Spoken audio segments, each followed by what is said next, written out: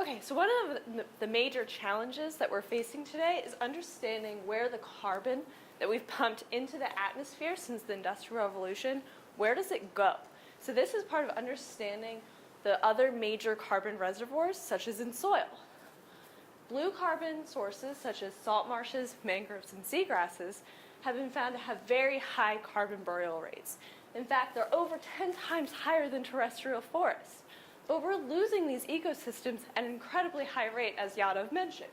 So, in Louisiana, So, one of the things that we're doing is creating marshes by pumping dredge sediment into open water areas and allowing vegetation to colonize. So my research focuses on how this stable and unstable carbon will develop in created marshes. So as you can see in the brown, the stable carbon is increasing much more than the unstable carbon.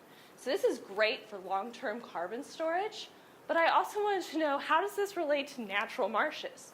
So I took, the carbon stock here is the amount of carbon that is above the dredge horizon layer.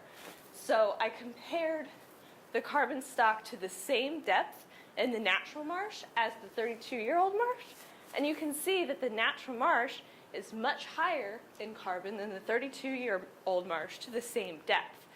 So this leads to the question of why are our created marshes not functioning the same as our natural marshes even after 32 years of development. And also, we noticed that the natural marsh is mostly stable carbon. So this is really great in terms of the carbon that has been lost in marshes that over the past few years and continue to be lost. That doesn't necessarily mean it gets converted back to carbon dioxide. It may just be stored somewhere else. So, to bring it all together, is blue carbon stable? Chemically, yes it is. It's not likely to be converted back to carbon dioxide. But we're losing these areas at a very high rate. So globally, it may not be a good solution for our climate change issues if they don't continue to sequester carbon, making these ecosystems very important to protect. Thank you.